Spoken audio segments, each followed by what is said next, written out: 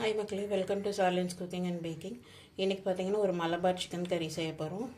அதை எப்படி செய்யலாம் பார்க்கலாம். ஒரு 2 டேபிள் ஸ்பூன் எண்ணெய் ஊற்றிருக்கேன். அதில் 2 இன்ச் அளவுக்கு பட்டை, ஒரு 3 ஏலக்காய் சேர்த்துக்கலாம்.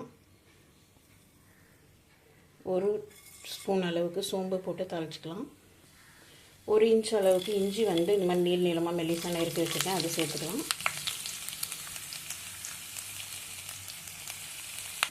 2 பெரிய வெங்காயம் நறுக்கி வச்சுருக்கேன் நீளமாக, அதை சேர்த்துக்கலாம். வெங்காயம் நல்லா வதங்கிடுச்சு.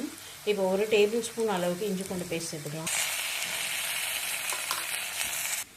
இந்த குழம்புக்கு பார்த்தீங்கன்னா காரம் பச்சை மிளகாய் தான் வரும்.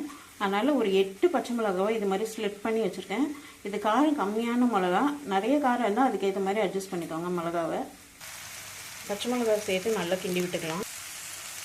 இப்போ இதில் ஒரு 1/2 ஸ்பூன் அளவுக்கு மஞ்சள் தூள் சேர்த்துக்கலாம். 4 ஸ்பூன் அளவுக்கு தனியா தூள் சேர்த்து நல்லா கிளறி விட்டுக்கலாம். இங்கே 1 கிலோ சிக்கனை நல்லா கழுவி எடுத்து வச்சுருக்கேன். இப்போ இதை சேர்த்துக்கலாம். இந்த டிஷ்ஷுக்கு தேவையான உப்பு இதே சேர்த்து நல்லா சிக்கனை வதக்கி விட்டுக்கலாம். சிக்கன்லேருந்து தண்ணி வர வரைக்கும். சிக்கன் நல்லா வதங்கிடுச்சு. இப்போ தேவையான அளவு தண்ணி ஊற்றி, கறி முங்குற அளவுக்கு தண்ணி ஊற்றி வேக வச்சுக்கலாம் சிக்கனை.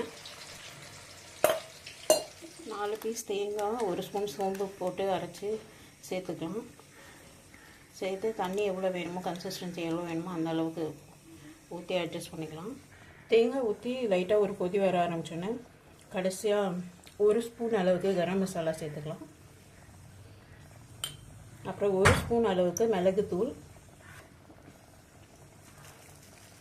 சேர்த்து நல்லா கிண்டி விட்டு ஆஃப் பண்ணி, கடைசியாக ஒரு கைப்பிடி ஃபுல்லாக கொத்தமல்லி. எவ்வளோ கொத்தமல்லி போடுறீங்களோ அவ்வளோ டேஸ்ட்டாக இருக்கும். இதுக்கு கடைசியாக ஒரு தாளிப்பு போடணும், வாங்க பார்க்கலாம். கடைசியாக ஒரு சின்ன தாளிப்பு போட்டுடலாம். ஒரே 1 ஸ்பூன் எண்ணெய் ஊற்றி ஒரு 1/4 ஸ்பூன் மட்டும் சோம்பு போட்டு தாளிச்சிக்கலாம். சோம்பு வெடித்ததும் கை ஃபுல்லாக கொத்தமல்லி போட்டு லைட்டாக ஒரு வதக்கு. இப்போ இதை எடுத்து குழம்புல மேலே ஊற்றிடலாம். குழம்புல மேலே ஊற்றியாச்சு. நல்ல ஒரு கிண்டி விட்டால் சூப்பரான மலபார் சிக்கன் கறி ரெடி ஆயிடுச்சு. இது சாதத்தோட, இட்லி, தோசை, சப்பாத்தி, ஈவன் பூரி கூட வச்சு சாப்பிட்றதுக்கு, நான் எல்லாத்துக்கூடயும் வச்சு சாப்பிட்றதுக்கு செம்ம டேஸ்ட்டாக இருக்கும். நீங்களும் கண்டிப்பாக ட்ரை பண்ணுங்கள். சேனல் பிடிச்சிருந்தா சப்ஸ்கிரைப் பண்ணிக்கோங்க. தேங்க்யூ ஃபார் வாட்சிங்.